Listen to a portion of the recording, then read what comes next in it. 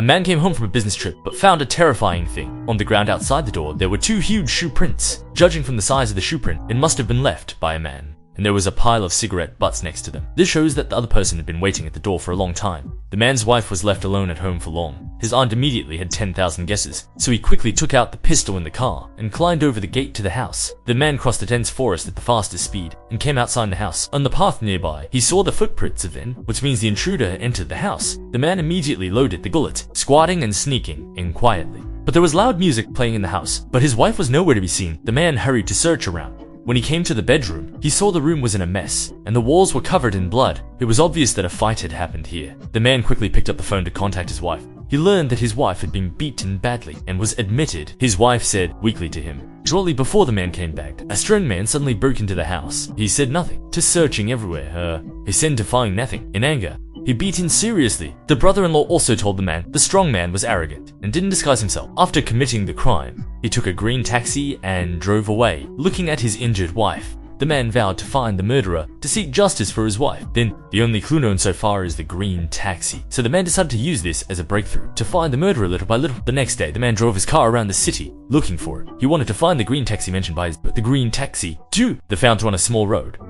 However, the man didn't take any action, but in his heart silently wrote down the company name on the door. At night, the man found the taxi company, pretending to be in trouble. He asked the staff for help. In the interval of the staff opening the door, the man quickly put on stockings on his head. When the door was opened, he used a gun to force the staff to enter the company. Then the man used a computer in the office. He retrieved the operation records of all vehicles. He found that a car had been to his home, and found that the driver of the car was a young man named Leo. Then the man flipped through the driver's file and found a photo of Leo's ID card. Although he got the information he needed, the man didn't leave immediately. He scattered the office documents all over the floor, pretending to be a burglary. The next morning, the man arrived, waited at the entrance of the taxi company. He saw Leo driving the taxi away. He followed him. When he saw Leo park the taxi on the side of the road, waiting for passengers, the man stepped forward, pretending to be in a hurry to take Leo's car. After getting on, the man gave a random address and asked Leo to drive. But not long after the car drove up, the man quietly took out a pistol and tapped on the partition to signal Leo to turn around. Leo saw the gun in the man's hand and was scared almost out of his wits. He thought he was encountering a robbery, so he offered his wallet to the man.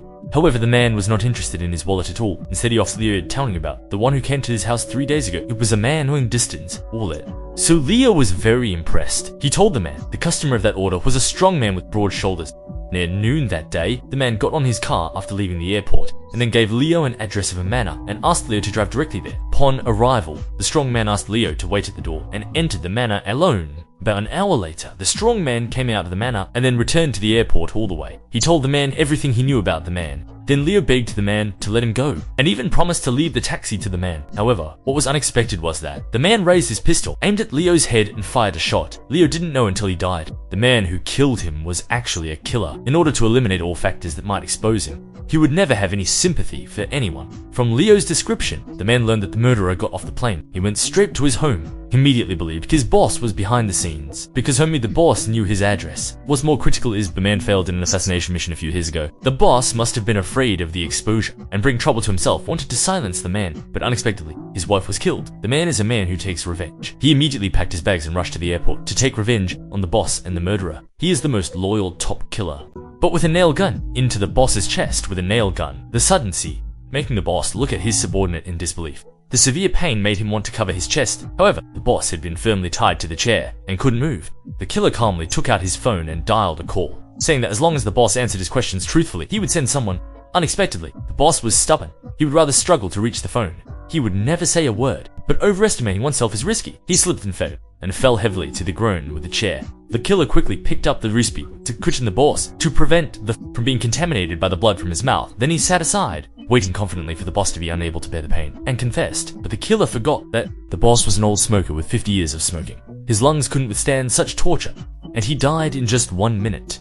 The killer looked at the dead boss very helplessly. He told himself that next time he killed the boss, he must be gentler next time. The reason why the killer tortured his boss so cruelly, it was all the boss's fault. Just a few days ago, the killer failed to assassinate a rich man. When he narrowly escaped and returned home, he found his wife was seriously injured. Looking at his unconscious wife, the killer knew the boss was worried that the assassination would be and sent someone to silence him, because only the boss knew his address. So the killer decided to seek justice from the boss. The boss's office is located in a high-end office building, and entering requires strict facial recognition. So the killer sent an email in the name of a client, sent an email to the boss, and got the accurate date of delivery. The exact date of delivery of the email on that day. The killer disguised himself as a cleaner, waited downstairs. Soon, the courier's car arrived as scheduled. The killer got off the car. He took out the trash can he prepared when the courier entered the building and followed him in. Then he followed the courier to the floor where the boss was located. However, the killer didn't rush into the boss's office. He stood in the corridor and pretended to check the sign. Till the deliveryman entered the glass door, the killer began to silently count,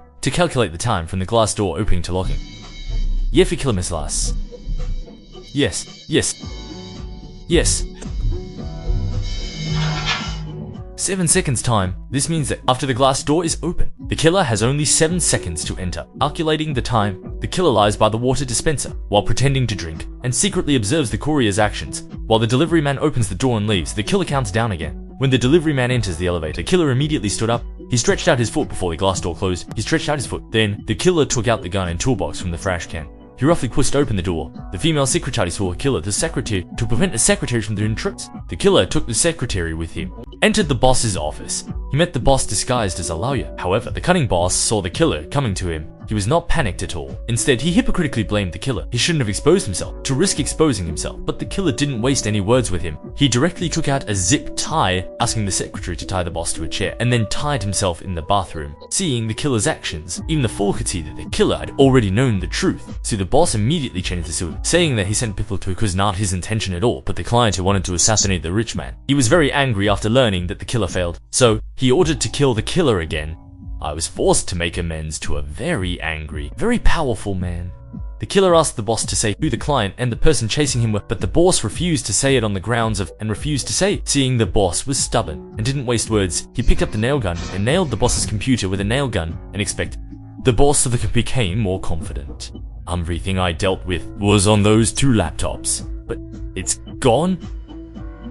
But the killer has been in the gang for years, would not easily believe the boss's nonsense. So the scene at the beginning happened. The boss is dead. The killer didn't get the information he wanted, but he was not in a hurry at all, because he knew the secretary must have a backup of the client data. Sure enough, the secretary was already terrified, seeing that the killer turned his target to himself, immediately said he would give the killer to backup in his hand, only hoping the killer would spare his life. However, in the face of the secretary's begging, the killer said nothing. He directly cut the tear binding, tied him with the secretary. Then the killer pushed the trash can outside in and stuffed the boss's body inside. He cleaned up the scene and left the office building with the secretary. The killer took the secretary to his home under the secretary's guise. He found the order card to kill him, which detailed the customer who placed the order and the person chasing him. Information the killer wanted. However, the living secretary was a huge threat, is undoubtedly a huge hidden.